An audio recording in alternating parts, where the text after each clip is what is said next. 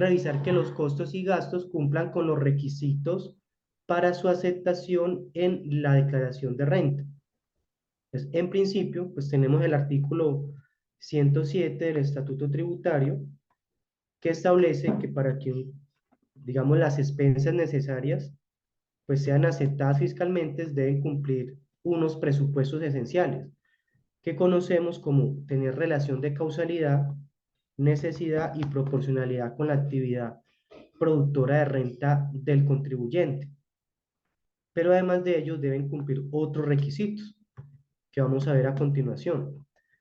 Un ejemplo, o el más común, es que ese costo o ese gasto debe estar debidamente soportado. Si, por ejemplo, compramos algo a una persona que está obligada a facturar, pues ese costo o gasto debe estar soportado en la correspondiente factura electrónica.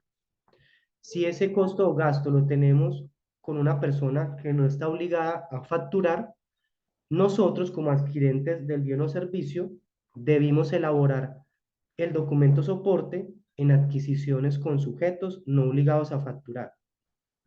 Si vamos a solicitar la deducción de los salarios de los pagos laborales, pues además de estar reconocidos en la contabilidad, debemos tener como soporte de esa deducción la nómina electrónica.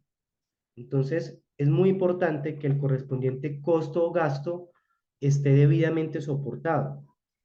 Y aún si es que adquirimos un servicio de una persona natural sin residencia fiscal en Colombia, si él no estuvo obligado a elaborarme la factura electrónica con validación previa, nosotros como adquirentes de ese servicio debimos elaborar ese documento soporte con operaciones con no obligados a facturar. En algunos casos, específicamente, tratándose de esa deducción de gastos con no residentes y en los pagos laborales, como dice el artículo 87 raya 1, el haber practicado la retención en la fuente es un requisito para la aceptación de ese costo o ese gasto. Entonces, muy importante, miremos el artículo 87 raya 1 a modo de ejemplo. Es decir, por ahora la retención en la fuente no es requisito para todo costo o gasto, específicamente en los dos que mencioné. Pero el proyecto de reforma tributaria sí piensa dejar como un requisito para la aceptación de un costo o gasto que se haya efectuado la retención en la fuente. Por ahora, pues realmente solo es obligatorio en estos dos casos. El 87 raya 1 nos dice que los contribuyentes no podrán solicitar como costo o deducción los pagos cuya finalidad sea remunerar de alguna forma y que no hayan formado parte de la base de retención en la fuente por ingresos laborales. Entonces aquí vemos que es un requisito, claro, cuando procedía a practicar la retención, que la misma se haya efectuado para que el costo o gasto finalmente sea aceptado en declaración de renta. Tenemos otros requisitos, pues son muchos, pero estamos mencionando algunos o los más comunes.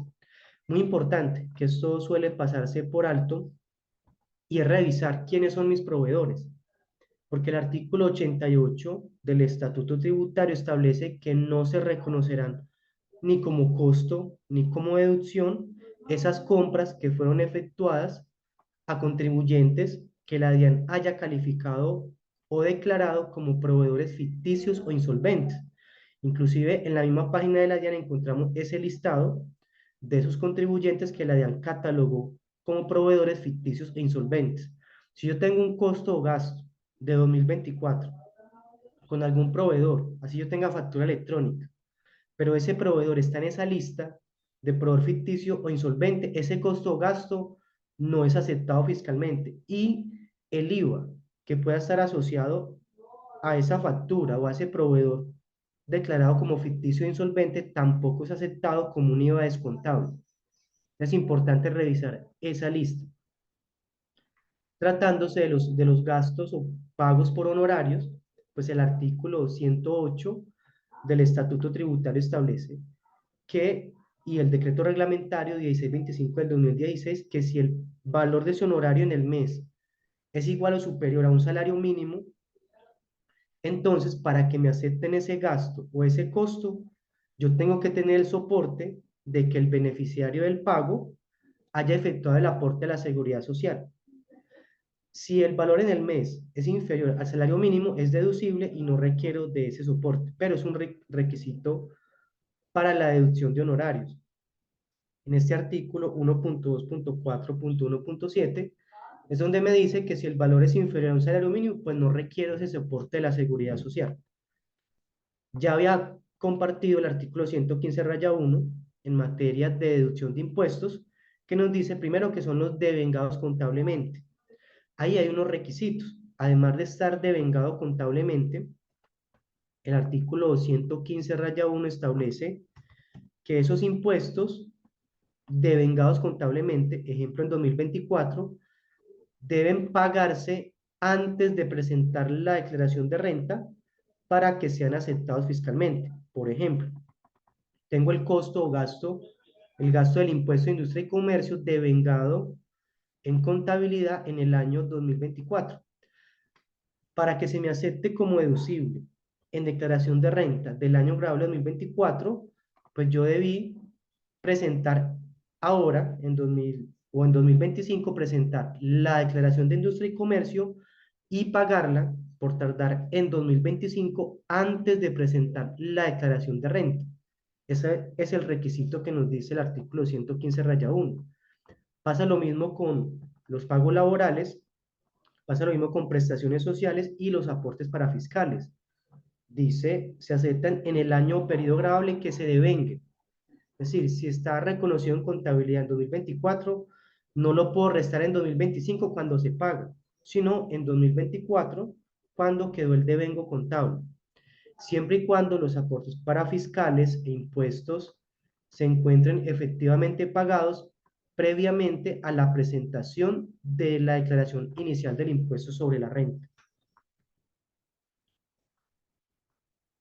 El 107 raya 1, que es una deducción especial, me permite tomar como deducible esos gastos de fin de año o por atenciones a clientes, proveedores, empleados, como cortesía, regalos, reuniones, festejos, siempre y cuando cumpla los requisitos que encontramos en ese artículo 107 raya 1 del Estatuto Tributario. Ejemplo, que esté debidamente soportado en factura electrónica. Y tiene un límite que no puede superar ese gasto que estamos solicitando, no puede solicitar el 1% de los ingresos fiscales netos. Otras que son muy comunes son las provisiones o deterioros, en especial cuando tenemos deudas o una cartera o cuenta por cobrar de difícil cobro. La norma permite provisionar por dos métodos, uno que es el general, que depende del tiempo de vencimiento. Si lleva más de 3 meses de vencida, sin exceder de un año, pues puedo provisionar el 5% para efectos tributarios. Si lleva más de 6 meses de vencida, sin exceder de un año, provisiono al 10%. Si lleva más de un año de vencida, puedo provisionar o deteriorar fiscalmente el 15%.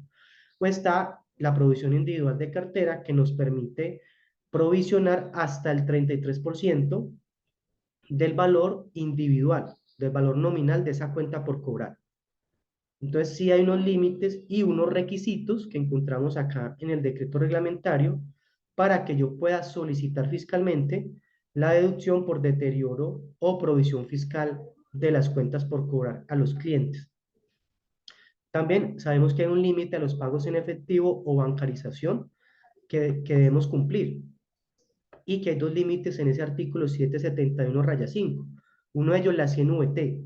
Si yo tuve una transacción económica individual que superó 100 VTs, pues solamente me aceptarán como deducible hasta las 100 VTs. Claro, si ese pago lo hice en efectivo. Entonces son aspectos que debemos revisar de los costos y gastos. Si algunos se pagaron en efectivo, mirar cuáles me superaron ese límite de las 100 VTs. Además del otro cálculo que prevé el artículo 771 raya 5 del Estatuto Tributario.